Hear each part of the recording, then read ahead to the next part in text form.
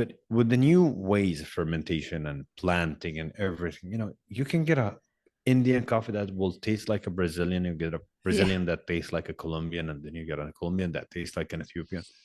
Mm. So the mindset or prejudging the coffees based on origin isn't the best thing to do anymore. Welcome to the Daily Coffee Pro by Mapple Forward, friends. I'm your host, Lee Safar. And before we get started, please, I want to ask your forgiveness for my voice. I'm still suffering from allergies post-India. And here in Sydney, we're going into spring. So I know how hard it can be to listen to somebody's voice when they have allergies. So please forgive me. This is episode 2 of a 5-part series with Yousef Alzayer. Yousef, we are talking about our experience in India.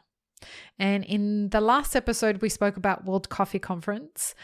In this episode, we're going to talk about India's green coffee market. So tell us about India's green coffee market from your perspective as a green buyer and importer into Saudi.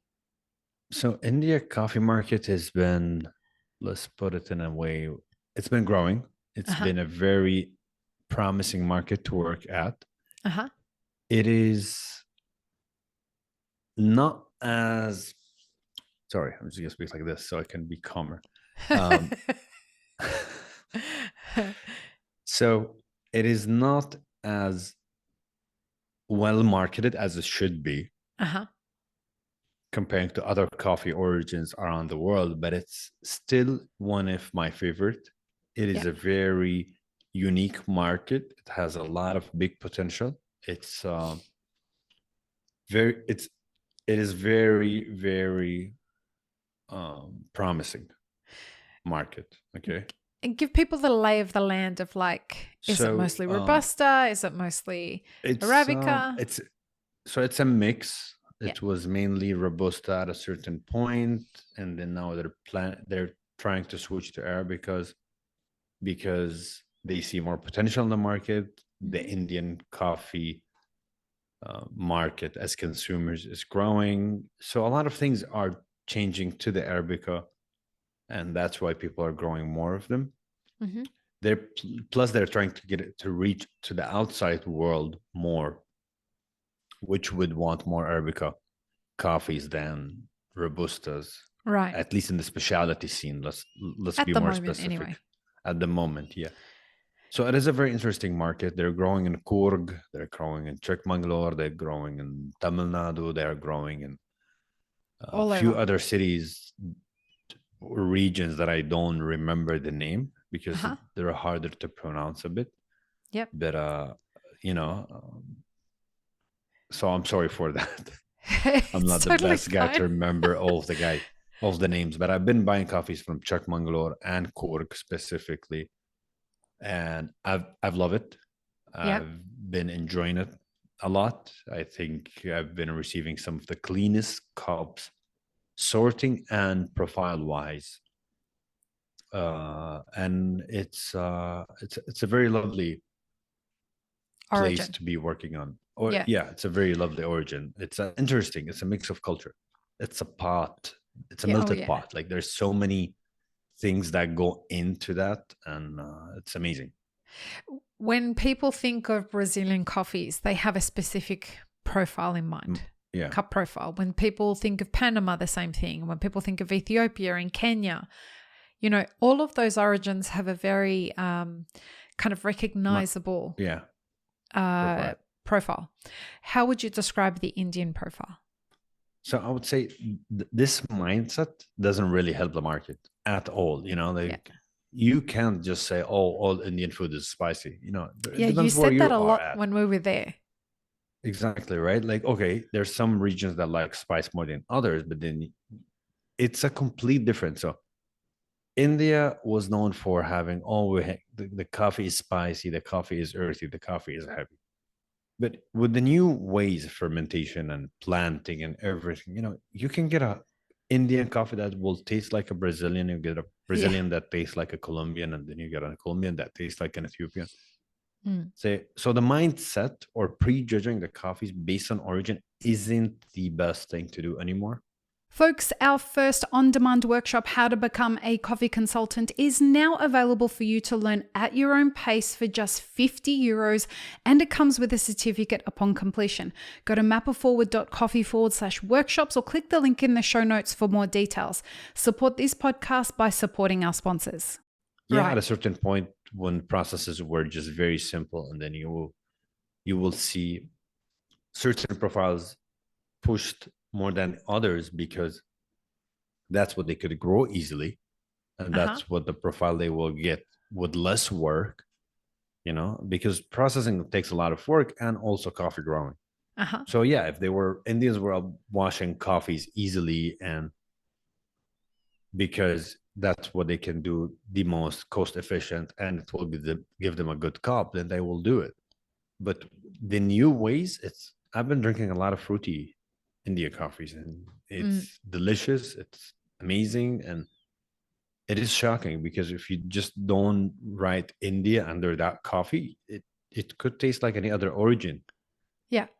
The interesting thing that I found about Indian coffee was I tasted a lot of Excelsas while I was there. That's the first time I've really drunk a lot of Excelsas. I think maybe I tasted it once before, but you taste a lot of Excelsas, a lot of Robustas, and a lot of Arabica over there. And the thing that I found was really interesting, every cup was clean. Every cup I tasted was clean. Did you try some like honey processed Robustas or some like fermented Robustas? I think we did together with Shravan, didn't we? Yeah, we and did. At Blue and that Tokai, was shocking. Right? Like No, Blue Tokai, that was Matt. Shravan. Right. When we went to Blue Tokai, and we drank some really interesting fermented coffees. I did anyway. I think I wasn't with you. We did it with Shravan, but I forgot his roastery name. Right. Shout out to Shravan. He was a lot of fun. Yeah, he was amazing. Yeah. And then we can speak what Dr. Mandapa told us before the panel. So anyway, that's picture this, folks. We forgot to mention this before. So you had Yousef, Matt from Blue Tokai, Shravan, and we Naveen. Had Naveen from MPS Roasters. MPS or MSP? MSP, sorry. And so these guys are being jokers. And look, they were being jokers because there was a lot of attention on them during the conference. And so Dr. Mandapar comes and he says to all of them, behave before the panel. And so they did, which we were all very proud of. So Mandapar and Komal had to remind them to behave. There was a lot of really fun little things like that happened at WCC.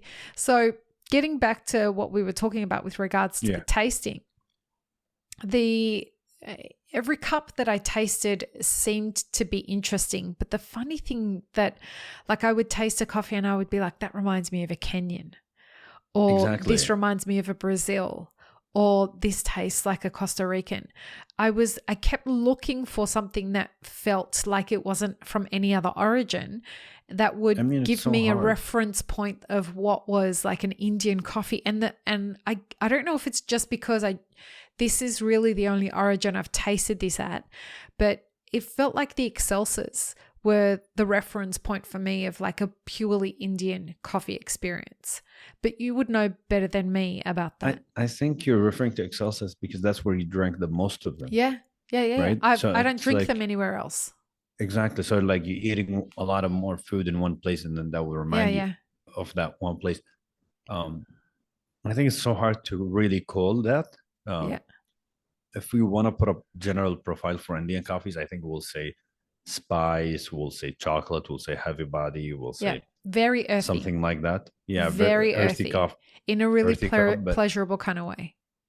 But with the new specialty ways that's happening in the market, I think there's no certain profile because each person is producing differently. Yeah. I mean, we cupped one of the coffees. I don't know if you tried it, but it was in the booth, South India Coffee Company. That was uneven picking. It processed as a honey and it ended up being very clean. Yeah. So there's so many tricks nowadays that you could do with fermentation that will really change the cup profile and will change the whole image of the country. Yeah. right? And That's what I think. And I definitely agree with you there. I think that what's so exciting about India, and we're going to talk about this in a future episode when we talk about the uniqueness of India as an origin country. But what's really exciting is that when somebody tells you that they're a coffee producer, they don't just say, I'm a coffee producer. They say, I'm a fourth generation coffee producer, or I'm a sixth generation coffee producer. And so when they give you that accolade, or they say, I'm a third generation coffee roaster, it's a part of the culture, the way that they express that. But what's really exciting is that you have this next generation of producers that are very excited about the new technology that they're going to be using with regards to fermentation processes and new, are they going to grow with shade or without shade, and why are they going to do that? Just really, really interesting stuff where there's an openness to the way that coffee is being produced in India that I think is very, very exciting for what is about to be expressed in the cup. Then there's an openness with regards to this generation that we will all be the beneficiaries of because of India's focus on sustainability and cup quality. And that's really exciting, I think. I think the fact that the new generations are coming in, it's helping to change the coffee mentality, and then push certain image about Indian coffees that hasn't been pushed. Yeah. Right. I think that's, go ahead. That's giving them the more power it's giving them more power on the global market, in the current market. Yeah, I agree. It will probably give them more advantage as well. Yeah. To do this. And you know what we're going to do? We're going to actually talk about the uniqueness of the Indian coffee market in the next episode, because it just ties up really, really well. So join us in the next episode, folks. We're going to dig deeper into the uniqueness of how this market is set up, because it is very unique compared to other markets. And what was really interesting was that I went on my first and my second origin trip within a week of each other. So I did. Oh, okay. So my first So origin trip was in India, by the way. Right. Let's talk about it in the next episode. So I didn't tell you that when we were there, but we'll talk about it in the next episode. Join us for that, everyone. Peace, love, and peanut butter. Have an amazing rest of your day. Thanks for tuning in, friends. There are 2 ways you can support this podcast. Firstly, become a paid member of our YouTube channel. Secondly, you can join our Patreon for as little as $3 a month. Don't forget to subscribe and like this video before you leave, and check the show notes for more information. Now, this is what you should check out next.